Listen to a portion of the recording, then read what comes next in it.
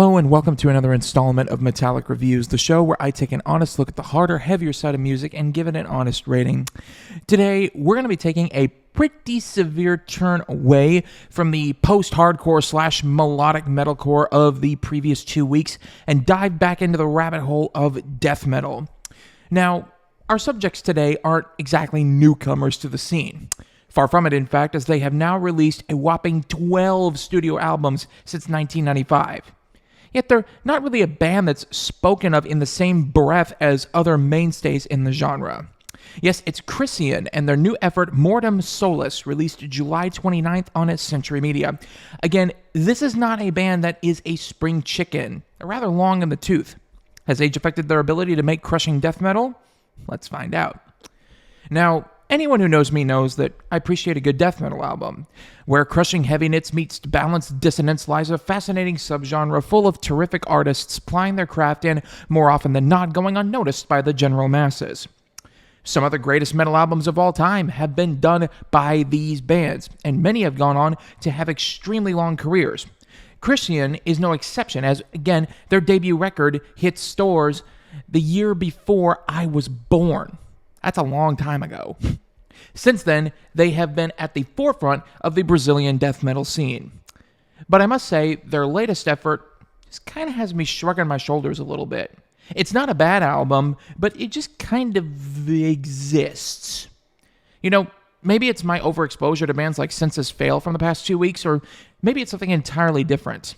In any case, I didn't really enjoy this album like I do others in the genre. Now, there are certainly parts on here that are enjoyable, but then there are others that just really don't click for me. As always, we're going to begin with the stuff that does. I enjoy a lot of the production values that the record has to offer. This is no small wonder, as mixer Mark Lewis has produced and or mixed for some of the biggest bands metal has to offer. All That Remains, Whitechapel, Cannibal Corpse, Battlecross, Carnifex, and many more have all had Lewis behind the controls. In terms of this album, the values are massive.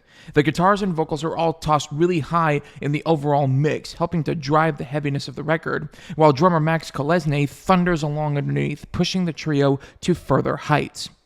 I've also got to give props to the overall vocal performance of Alex Camargo. While it may not win over any new fans, it is interesting in where it falls.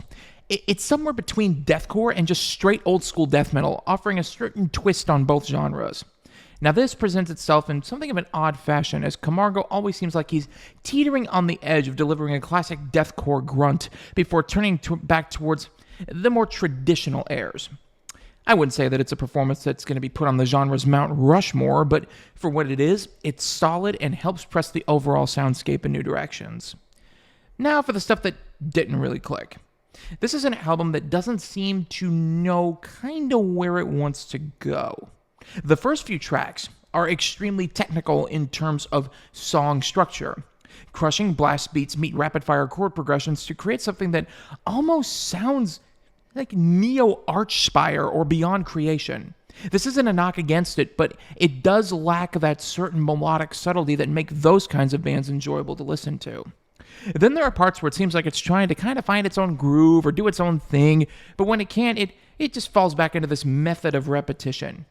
This becomes somewhat grating towards the end of the album, and by that time, you kind of wonder what you've been listening to for the last 40 minutes.